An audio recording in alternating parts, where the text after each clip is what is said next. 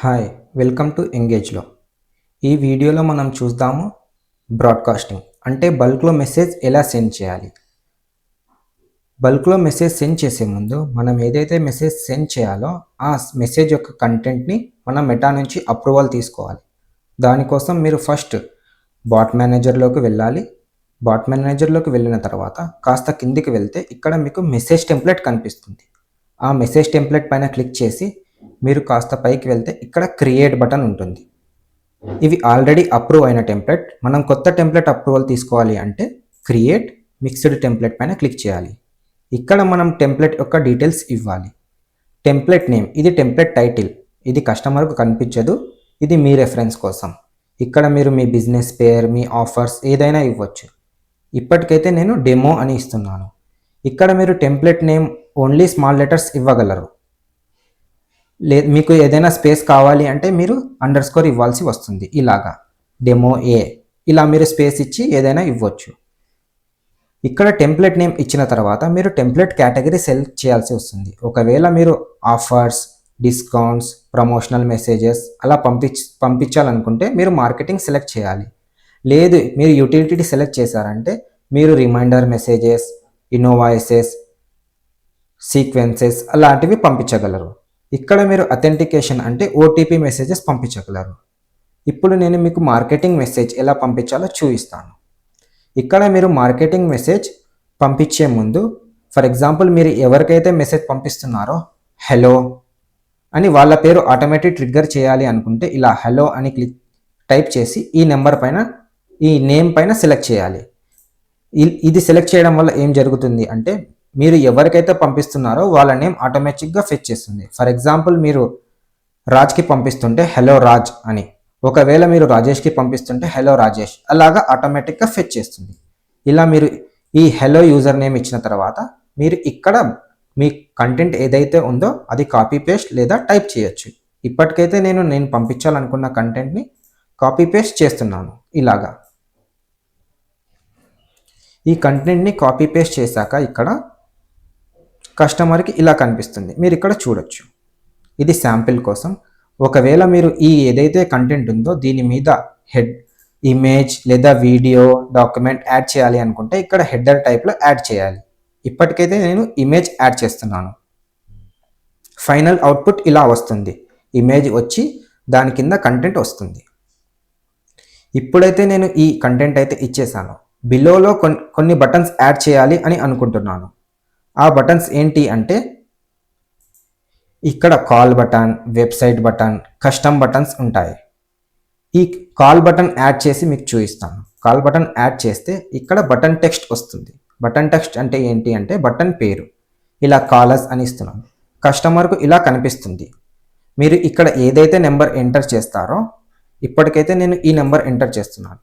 ఒక్కసారి కస్టమర్ ఈ callers button పైన క్లిక్ చేస్తే ఈ నెంబర్కు కాల్ వస్తుంది. ఇక్కడ మీరు వేరే నెంబర్ ఇస్తే ఆ నెంబర్కు కాల్ వస్తుంది. అలాగా కాల్ బటన్ యాడ్ చేశాక మీరు వెబ్సైట్ బటన్ యాడ్ చేయాలి అనుకుంటే ఇలా విజిట్ వెబ్సైట్ అని క్లిక్ చేస్తే ఇక్కడ బటన్ క్రియేట్ అవుతుంది. ఇక్కడ విజిటర్స్, ఇక్కడ మీరు వెబ్సైట్ లింక్ అనే కాదు, మీరు ఏదైతే ఇన్స్టాగ్రామ్ లింక్ లేదా యాప్ లింక్ ఇవ్వాలి అనుకుంటే మీరు ఇవ్వచ్చు. ఇప్పటికైతే నేను లింక్ ఇస్తున్నాను, మా వెబ్సైట్ లింక్ ఇస్తున్నాను. ఫర్ ఎగ్జాంపుల్ మీరు ఏదైనా ఆటోమేటెడ్ రీప్లేస్ బటన్స్ అలా యాడ్ చేయాలి అనుకుంటే ఇక్కడ కస్టమ్ బటన్ యాడ్ చేయాల్సి వస్తుంది. కస్టమ్ బటన్ అంటే ఏంటి అంటే ఇప్పుడు నేను మోర్ ఇన్ఫో బటన్ ఇచ్చి ఒకవేళ కస్టమర్ ఈ బటన్ పైన క్లిక్ చేస్తే నేను ఆటోమేటెడ్ రీప్లేస్ ట్రిగ్గర్ చేయాలి అనుకుంటున్నాను. ఇలాగా ఆటోమేటెడ్ రీప్లేస్ ట్రిగ్గర్ చేయాలి అనుకుంటున్నాను. ఇప్పుడు ఇంకొక బటన్ యాడ్ చేస్తున్నాను, కస్టమ్ బటన్.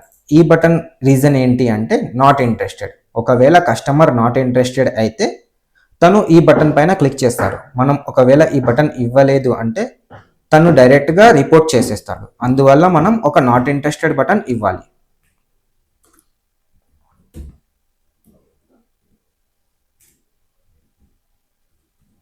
ఇలా నాట్ ఇంట్రెస్టెడ్ బటన్ ఇచ్చి కస్టమర్కు ఇలా కనిపిస్తుంది. ఇప్పుడు కస్టమర్ ఈ కాలర్స్ బటన్ పైన క్లిక్ చేస్తే ఈ నెంబర్కి కాల్ వస్తుంది. విజిటర్స్ బటన్ పైన క్లిక్ చేస్తే తను మీ వెబ్సైట్లోకి వెళ్ళిపోతాడు. ఒకవేళ నాట్ ఇంట్రెస్టెడ్ బటన్, తను నాట్ ఇంట్రెస్టెడ్ అయితే ఈ బటన్ పైన క్లిక్ చేసి తను అన్ఫాలో అయిపోతాడు.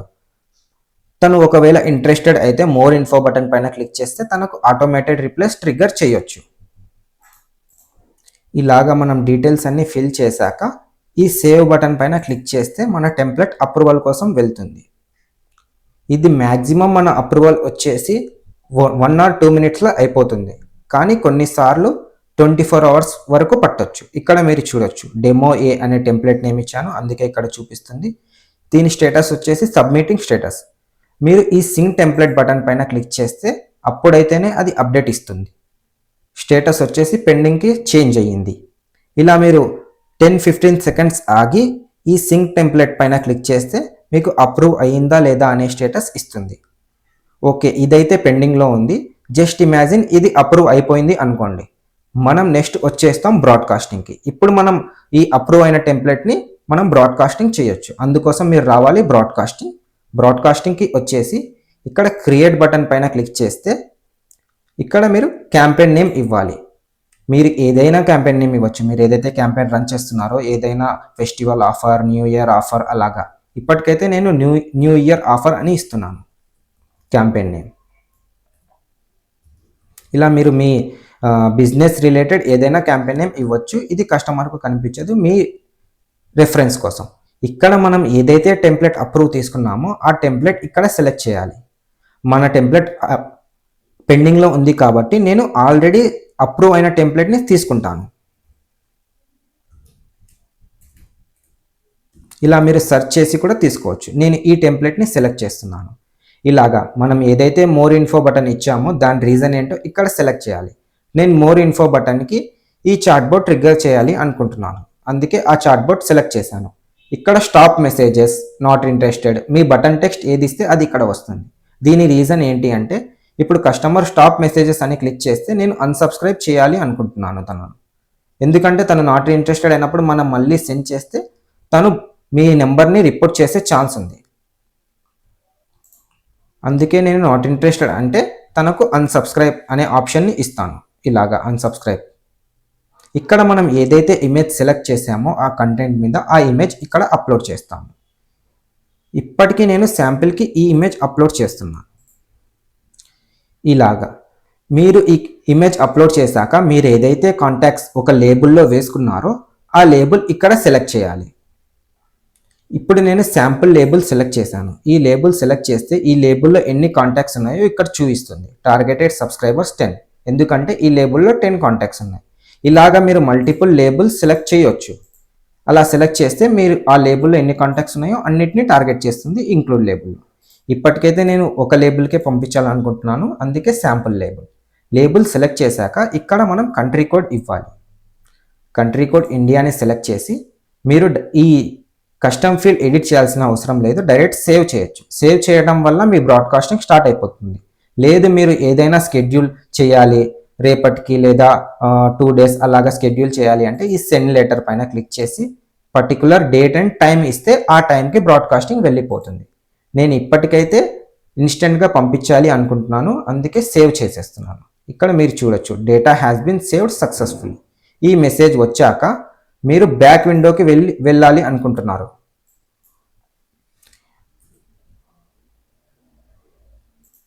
ఇలా మనం సేవ్ బటన్ పైన క్లిక్ చేస్తే మన బ్రాడ్కాస్టింగ్ స్టార్ట్ అయిపోతుంది.